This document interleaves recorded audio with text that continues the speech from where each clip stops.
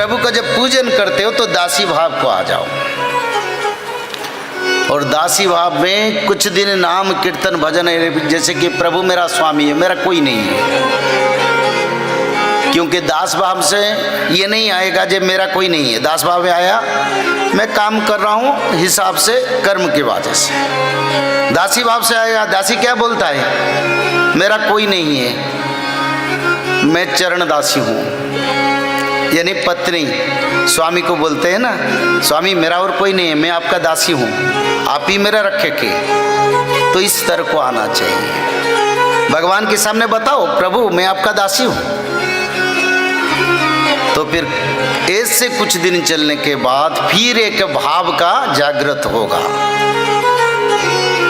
वो भाव क्या है मैं बार बार बताता हूँ, पुराना लोग तो जाने हैं ना। अंतिम में भाव आएगा गोपी भाव। से व्रज नारिंक पय रे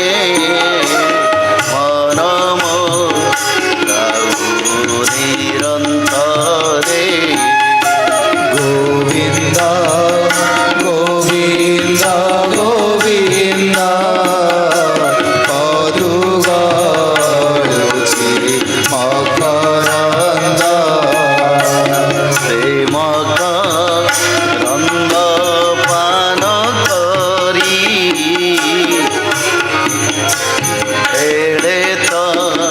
तरिले ब्रजनारी। गोविंद गोविंद गोविंद पदुगारुचि मकरंद। जगन्नाथ दास उड़िया में भागवत का रचना की है। उन्होंने इसमें भागवत जी के पहले ये लिखे हैं, गोविंद गोविंद गोविंद पदु गलुचि मकरंद से मकरंद पान करी हेले तरिले ब्रज नारी से ब्रज नारी पयरे चित्तमो थाऊ निरंतरे चित्तमो निरंतरे थाऊ आकृष्ण बोली जीव जाऊ आकृष्ण बोली जाऊ जीव मते उद्धार हे माधव। बोलिए श्री माधव भगवान की जय। यानी जगन्नाथ दास इतने बड़े भक्त हैं, श्रीमद् भागवत का उड़िया में नवाक्षरी छंद में रचना की। क्योंकि हिंदी में लिटरेचर में भागवत का रचना है, उसको उन्होंने गीत में नवाक्षरी छंद में रचना की है। और उन्होंने बोले जिन्होंने चैतन्य महाप्रभु को रोज भागवत सुनाते थे जगन्नाथ मंदिर में, वही जगन्नाथ दास ने लिखे गोपी माता का पद ब्रज का जो रज है उसको अनुसरण करके प्रभु मेरे को मुक्ति दे दो। तो गोपी से बड़ा कोई नहीं है। गोपी भाव जब आ जाएगा ना तब क्या बोलेंगे, सर्वधर्मम परित्यज्य मामेकम शरणम व्रज। कोई धर्म कोई नीति कोई आदर्श कोई परिवार कोई नहीं है मेरा। जैसे कि गोपी माताओं ने रोज अपना पति अपना परिवार को छोड़ के निंदा, कितना निंदा ब्रज दांड में ब्रज रास्ता में उनको बोल रहे थे, पर सुनते नहीं। बोले प्रभु आए हैं, प्रभु है, मेरा स्वामी प्रभु है। हाँ भला सामाजिक आचार में कोई स्वामी है, पर सच में गोविंद ही हमारा स्वामी है। सारे निंदा को भ्रुके अपना करके परिवार परिजन सबको त्याग करके सीधा ब्रज की ओर चलते थे। और जिस समय ऐसा भाव आएगा, यानी मेरे प्रभु के लिए मैं सब छोड़ दूंगा, कोई भी पुरुष हो कोई नारी हो, नहीं बोलेंगे मेरा स्वामी है मेरे परिवार है, मैं सत्संग कैसे जाऊं, घर का काम धंधा है मैं सत्संग कैसे जाऊं, अब भगवान का पूजा करता हूँ, भागवत जी पढ़ नहीं पाता हूँ, घर का बहुत काम।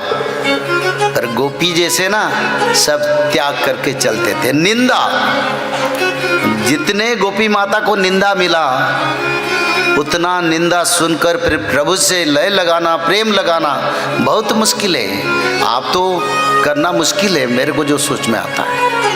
तो इसलिए बनना पड़ेगा ऐसे भाव को। कोई माने न माने, कोई निंदा करे, कोई जो भी करे, फिर गोपी भाव को आ जाएंगे तो भक्त बन जाएंगे। तो इसलिए निरंतर जैसे गोपी माता ने कान्हा का प्यार कर रहे थे, प्रभु से प्रेम लगा रहे थे। इससे प्रेम लगा, जिसका प्रेम का पवित्र अर्थ का पवित्र तत्व मानव को मानव जन्म से उद्धार कर पाए। तो सारे गोपी माता ने भगवान को अपने पति के रूप में प्राप्त करने के लिए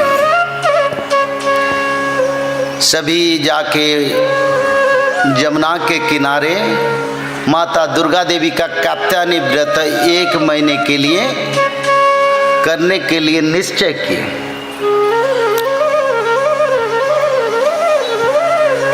बसंत के बाद हेमंत ऋतु आया।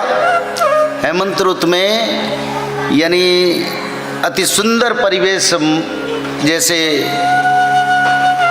तरु पल्लवित और एक सुंदर, जैसे हमारा साल में एक बार आता है ना बसंत ऋतु, उसी ऋतु के थोड़ा आगे जाके 1 महीने भगवान कृष्ण को पति रूप से प्राप्त